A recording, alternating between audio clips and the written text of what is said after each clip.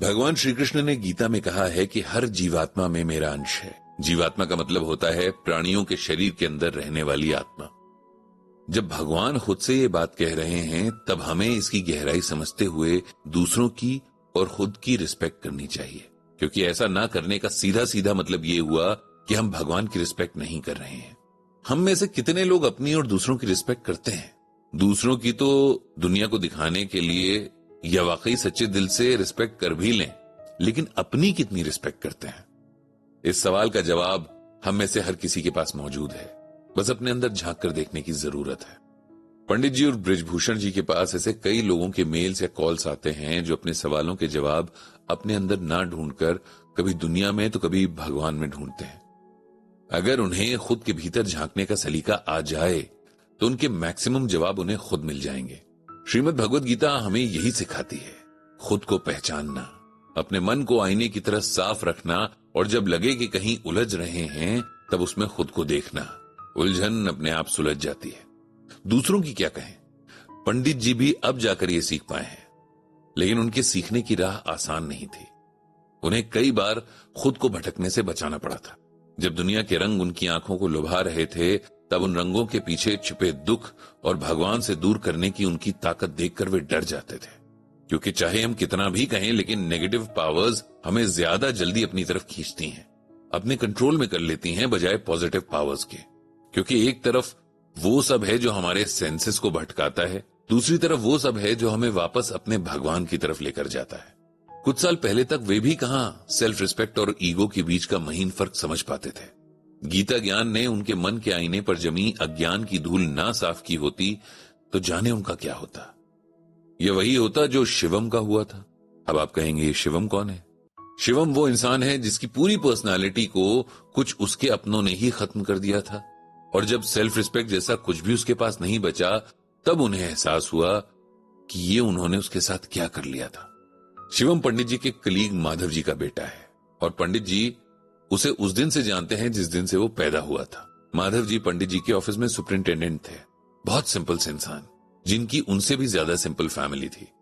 Family में माधव जी के अलावा उनके पेरेंट्स, उनकी वाइफ और 2 बच्चे शिवम और श्वेता थे। दोनों ही कॉलेज में थे। पंडित जी उस दिन को कैसे भूल सकते हैं जिस दिन माधव जी के बेटे शिवम का जन्म हुआ था। वो एक बेहद लंबा और परेशानियों वाला दिन था। उस दिन माधव जी की वाइफ के साथ बहुत कॉम्प्लिकेशंस हो गई थीं और उन्हें बचाने के लिए पंडित जी ने अपना ब्लड डोनेट किया था। उस दिन के बाद से माधव जी की वाइफ लता जी पंडित जी को अपना धर्म भाई मानने लगी थी। शिवम के लिए वो मामा थे और सरला जी मामी थी। अब जैसा कि अक्सर होता है, इस सिंपल सी दिखने वाली फैमिली की अपनी बहुत सारी कॉम्प्लिकेशंस थी। मतलब जैसा बाहर से दिखता था वैसा था नहीं।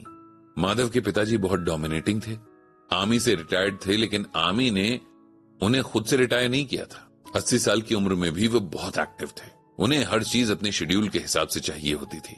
उन्हें यह समझ नहीं आता था कि उनसे बस 30 साल छोटा उनका बेटा अपने बचपन की तरह उनकी हर बात नहीं मान सकता था। और अब उनके बेटे की अपनी एक फैमिली है, 2 बच्चे हैं, और उसने भी अपनी आधी से ज्यादा जिंदगी काट ली है। शिवम ने बचपन से देखा है कि कैसे उसके दादाजी, उसकी दादी और मम्मी पापा को हमेशा डांटते रहते थे। उसने ये भी देखा था कि कैसे घर के सब लोग बस सर झुकाकर चुपचाप मान लेते थे। इस बात ने उसके अंदर ये गलतफहमी भी भर दी थी कि शायद दादाजी हमेशा सही होते हैं और बाकी सब गलत, इसीलिए सब उनकी हर बात को सर झुकाकर मान लेते हैं। दादाजी ने शिवम और श्वेता की लाइफ को भी अपने हिसाब से चलाने की पूरी कोशिश की थी। बच्चे कब सोएंगे, कब जागेंगे, रोज क्या खाएंगे, कौन से स्कूल में पढ़ेंगे से लेकर किससे दोस्ती करेंगे और किससे नहीं, ये भी वही डिसाइड करते थे। श्वेता बड़ी थी और शिवम से बहुत अलग थी। उसने धीरे धीरे दादाजी के थोपे हुए रूल्स को कभी चोरी छिपे तो कभी खुलकर ब्रेक करना शुरू कर दिया था। दादाजी ने शुरू में तो उस पर तमाम जोर आजमाइश की, लेकिन फिर वो समझ गए कि वो उनकी बातें एक हद तक ही मानेगी, और इसीलिए उन्होंने अपना सारा फोकस शिवम पर लगा दिया, क्योंकि वो छोटा भी था और उसके अंदर इतना कॉन्फिडेंस भी नहीं था। दादाजी अपनी बात ना मानने पर उसे बहुत स्ट्रिक्टली पनिश भी करते थे, जिससे बचने के लिए उसने उनकी कई बातों पर सवाल करना ही छोड़ दिया था। पंडित जी और सरला जी का माधव जी के घर खूब आना जाना था। उन्हें इस घर का माहौल बहुत अजीब लगता था। ऊपर से सब नॉर्मल दिखते थे और अंदर से सब घुटे हुए थे। दोनों बच्चों के नेचर और पर्सनालिटी में भी बहुत फर्क नजर आता था। जहां श्वेता काफी कॉन्फिडेंट थी, वहीं शिवम हर वक्त डरा सहमा रहता था। उन्होंने माधव जी से इस बारे में कई बार बात भी की थी, लेकिन उन्होंने हंसकर बात टाल दी। एक दो बार सोशल गैदरिंग्स में उन्होंने माधव जी के पिता का डोमिनेटिंग नेचर और उस पर शिवम का डर जाना भी देखा था। लेकिन जब बच्चे के पिता को ही बात नहीं समझनी थी तो और कोई क्या कर सकता था। शिवम थोड़ा बड़ा हुआ तो माधव जी ने उसे पंडित जी के पड़ोस के घर में ट्यूशन पढ़ने भेजना शुरू कर दिया। जब पंडित जी को पता चला तो उन्होंने शिवम को घर बुलाया, बिठाकर समझाना शुरू किया कि अब उसे खुद को ग्रूम करना चाहिए। बड़ों की बात माननी सही है, लेकिन इसलिए नहीं कि हम उनसे डरते हैं, बल्कि इसलिए क्योंकि हम उनकी रिस्पेक्ट करते हैं। बहुत दिनों तक जब भी मौका मिलता था तब पंडित जी शिवम की काउंसलिंग करते रहे और उन्हें लग रहा था कि शिवम को दूसरों के बनाए रूल्स में जीना कंफर्टेबल लगने लगा है। उसे अब अपने ओपिनियंस जताने से, जो गलत लगे उसे गलत बताने से ज्यादा इजी जो बड़े कहें वो मान लेना लगता है।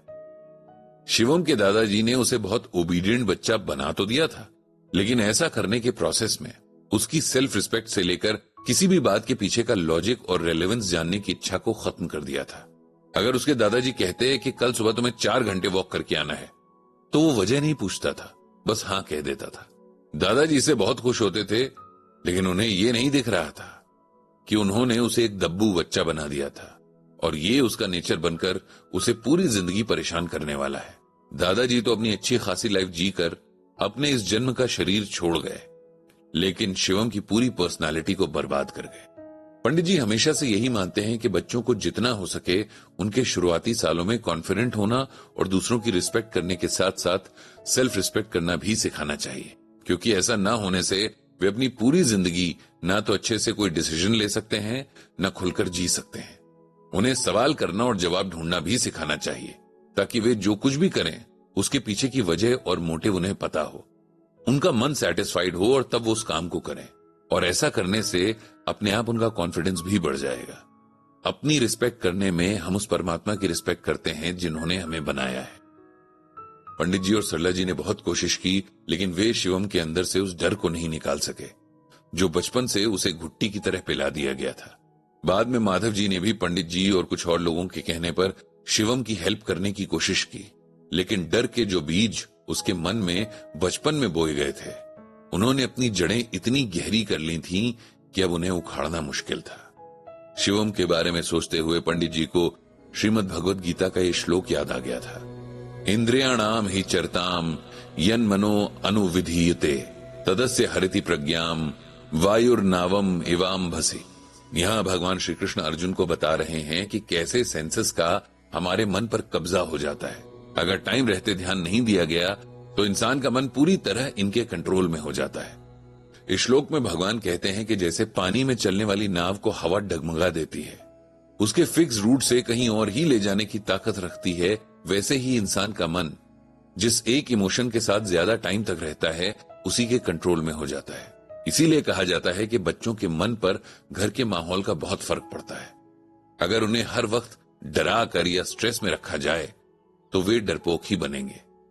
जितना अच्छा घर का माहौल होगा, बच्चों को बड़ों की तरह रिस्पेक्ट दी जाए तो उनके अंदर दूसरों के साथ साथ अपनी रिस्पेक्ट का भाव भी जागता है, जो उनकी पर्सनालिटी में झलकता है। यही सब सोचते हुए पंडित जी ने भगवान श्री कृष्ण से सबको सद्बुद्धि देने की प्रार्थना की।